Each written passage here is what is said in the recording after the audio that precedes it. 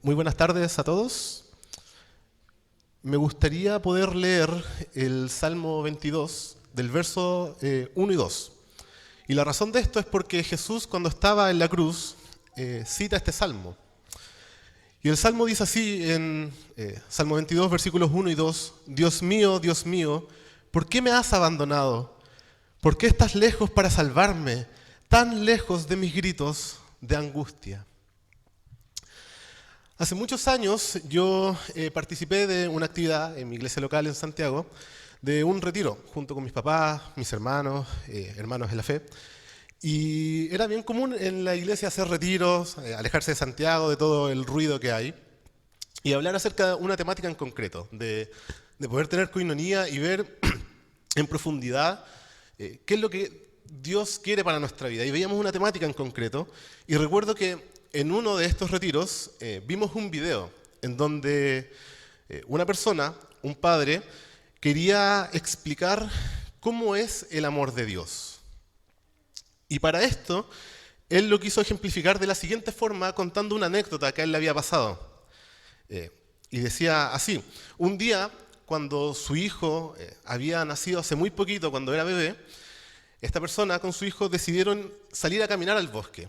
La razón de esto era porque él deseaba tener un momento de intimidad, poder caminar con su hijo, poder darle gracias a Dios por lo que estaba viviendo y tener ese momento con su bebé en el bosque.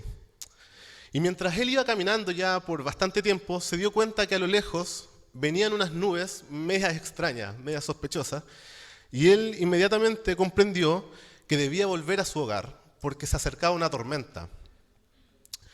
Y a pesar de lo apresurado que él estaba por volver a su casa, a pesar de lo que muy rápido que caminaba para volver a su hogar, la tormenta los alcanzó. Y lo que empezó a pasar fue que la tormenta fue tan fuerte, el viento empezó a soplar tan fuerte, empezó a mover los árboles, empezaron a caer gotas de lluvia, empezaron a haber algunos truenos y relámpagos, que su bebé, que había nacido hace poco, empezó a tener miedo y empezó a llorar. Y él, como padre, lo único que atinó fue a protegerlo aún más a su hijo, a poder arroparlo más, a que poder protegerlo de la lluvia. Y él empezó a hablar con su bebé, empezó a susurrarle y le decía frases como esta: hijo, no tengas miedo, yo estoy aquí, esta tormenta va a pasar, yo te protegeré, todo va a estar bien. Hijo, te amo, confía en mí.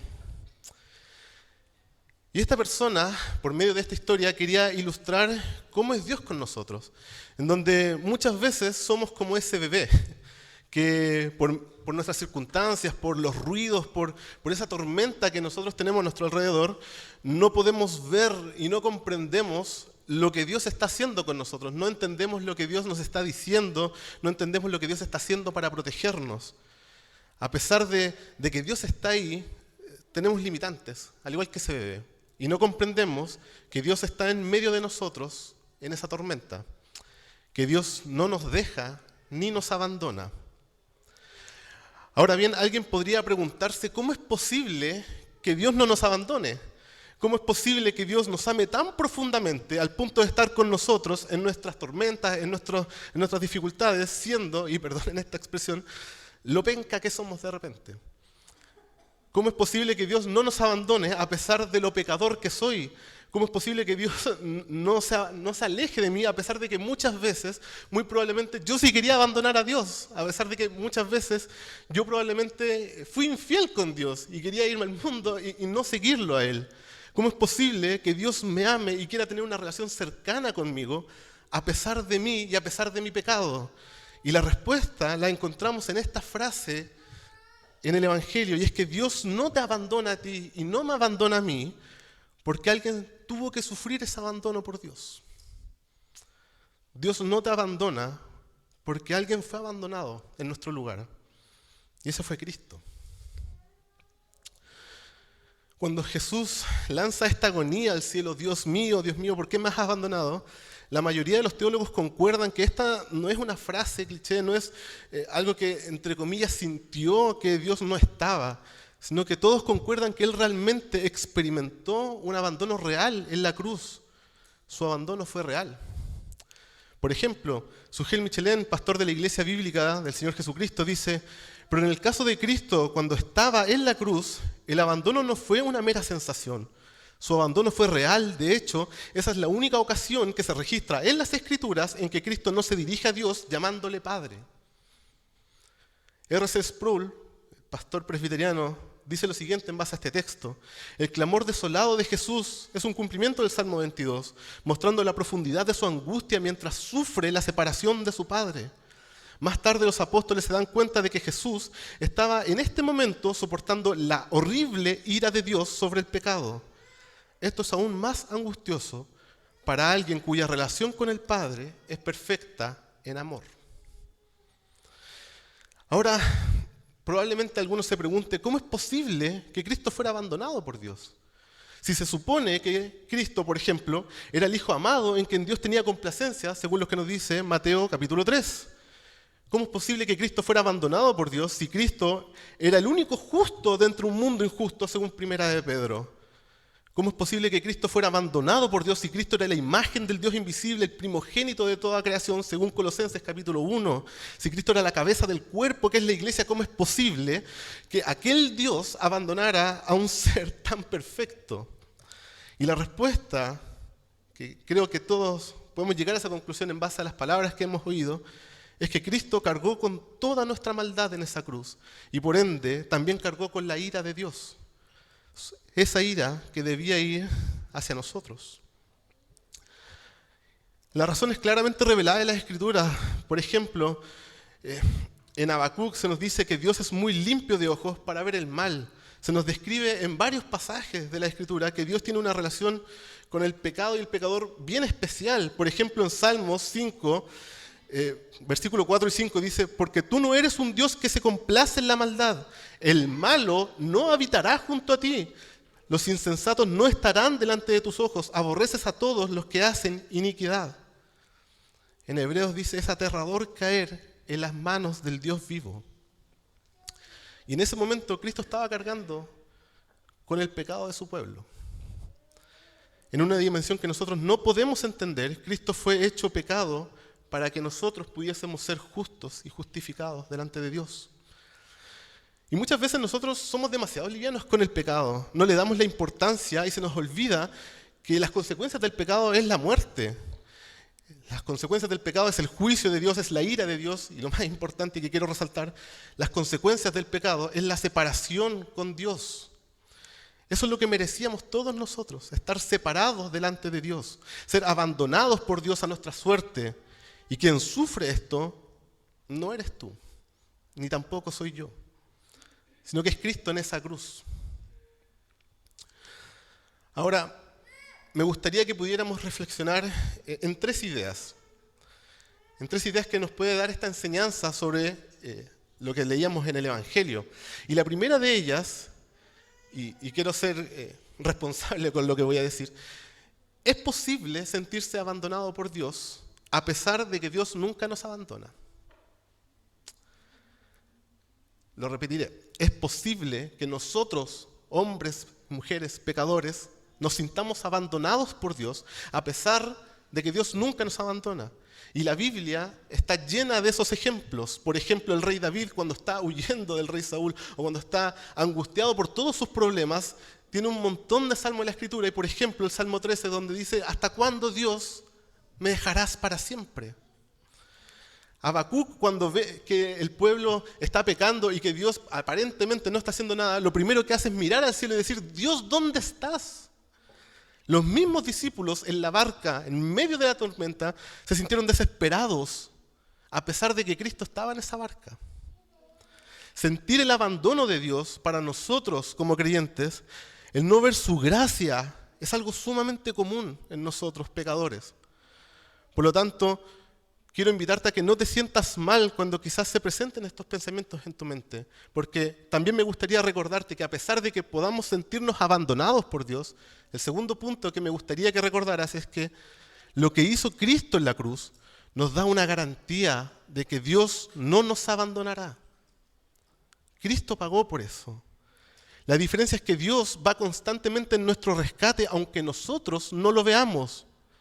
Vemos en la Escritura que Dios no se queda de brazos cruzados mientras creó el mundo y ve cómo la historia avanza, sino que vemos que Dios es el protagonista de esa historia, y en que Dios nos ama a tal punto de enviar a su Hijo en nuestro rescate. Por ejemplo, en Génesis capítulo 3, cuando vemos que Adán y Eva pecan, lo interesante de ese texto es que ellos dos no se acercan a Dios a buscar perdón, a buscar consuelo, a buscar refugio, sino que es Dios quien va a buscarlos a ellos. Es Dios quien los empieza a llamar a ellos. En Romanos capítulo 8, versículo 39, creo que este es un versículo precioso, en donde nos explica y nos asegura de que ninguna cosa creada, ni en el mundo físico ni en el mundo espiritual, puede separarnos del amor de Dios que es en Cristo Jesús. Para los que somos creyentes y de repente dudamos de nuestra salvación, Filipenses capítulo 1, versículo 6, capítulo 1, versículo 6, el que empezó la buena obra la irá perfeccionando hasta el día de Cristo. Dios no nos abandona, a pesar de que nosotros pecadores podamos sentirnos abandonados por Dios. Y el tercer punto, debiésemos seguir el ejemplo de Jesús, porque a pesar de Él ser realmente abandonados por el Padre, Él hace algo muy curioso al citar este salmo. Lo más seguro es que Jesús se sabía todo el salmo. Y lo más seguro, y es algo que los teólogos concuerdan, es que su intención se refleja no solamente en los 2 primeros versículos, sino en todo el salmo, en todo este texto. Y me gustaría poder leer cómo termina este salmo, porque comienza con una frase muy angustiante, diciendo, Dios mío, ¿dónde estás? Pero el salmo termina así, voy a leer desde el versículo 22 hasta el final, el versículo 31. Dice así, proclamaré tu nombre a mis hermanos, en medio de la congregación te alabaré. Alaben al Señor los que le temen, hónrenlo descendientes de Jacob, venérenlo descendientes de Israel, porque Él no desprecia ni tiene en poco el sufrimiento del pobre, no esconde de Él su rostro, sino que lo escucha cuando a Él clama. Tú inspiras mi alabanza en la gran asamblea, ante los que te temen cumpliré mis promesas. Comerán los pobres y se saciarán, alabarán al Señor quienes lo buscan, que su corazón viva para siempre. Se acordarán del Señor y se volverán a Él todos los confines de la tierra. Ante Él se postrarán todas las familias de las naciones, porque del Señor es el reino, Él gobierna sobre las naciones. Festejarán y adorarán todos los ricos de la tierra. Ante Él se postrarán todos los que bajan al polvo, los que no pueden conservar su vida. La posteridad le servirá, del Señor se hablará a las generaciones futuras. A un pueblo que aún no ha nacido, se le dirá que Dios hizo justicia. Cristo no se queda con un grito agónico, porque lo más probable es que Cristo tenía la intención de citar todo el Salmo. Cristo sabía el Salmo. Él sabía cómo terminaba esto. Y adora con su vida en medio de esa angustia, en medio de su soledad, en medio de su dolor, Dios es glorificado. Y Dios le responde a Jesús. No crean que no. A pesar de que lo abandona en medio de la cruz, Dios sí le responde. Al tercer día lo levanta de entre los muertos y lo glorifica y lo hace digno. Hay un versículo en Apocalipsis que a mí me encanta porque cuando me lo imagino, no puedo imaginármelo, esa es la verdad. No tengo palabras para describir esa escena. Y dice el capítulo 5, versículo 12, cantaban con todas sus fuerzas, digno es el Cordero que ha sido sacrificado de recibir el poder, la riqueza y la sabiduría, la fortaleza y la honra, la gloria y la alabanza. Y oí a cuánta criatura hay en el cielo, en la tierra, debajo de la tierra y en el mar, a todos en la creación que cantaban, al que está sentado en el trono y al Cordero, sean la alabanza y la honra, la gloria y el poder por los siglos de los siglos. ¿Cuánto nos ama Dios, que no nos abandona y que por eso envía a su Hijo a la cruz? ¿Cuánto nos ama Dios, que está con nosotros en medio de nuestra tormenta, en medio de nuestra aflicción, a pesar de que muchas veces vemos nuestra balsa hundirse? Debemos recordar constantemente de que Dios está en esa balsa, de que Dios está con nosotros. Nosotros no somos abandonados a nuestra suerte. No somos abandonados por Dios porque alguien sufrió ese abandono por nosotros, a pesar de que nosotros merecíamos ese abandono. Me gustaría tener un momento de oración. Señor, no hay palabras para describir lo que tú hiciste en la cruz. Porque ciertamente nosotros merecíamos todo eso. Merecíamos la ira, merecíamos ser desechados. Nosotros no merecíamos tu amor. Y a pesar de eso, tú enviaste a tu Hijo para morir por nosotros, para poder ser adoptados, para poder decir libremente, Abba, Padre. Te damos gracias, Señor, porque tú eres nuestro Dios, a pesar de que no lo merecíamos. Tú eres quien nos protege a pesar de que no lo merecíamos. Tú eres quien nos liberta a pesar de nosotros. Señor, no nos dejes olvidar la cruz. No nos dejes olvidar a Cristo, sino que acércanos cada día más a Él, porque te necesitamos todos los días de nuestra vida. Todos los días nosotros dudamos, Señor, de tu amor, dudamos de tu misericordia, dudamos de lo que estás haciendo. Señor, queremos someternos a ti y disfrutar de tu gracia, Señor.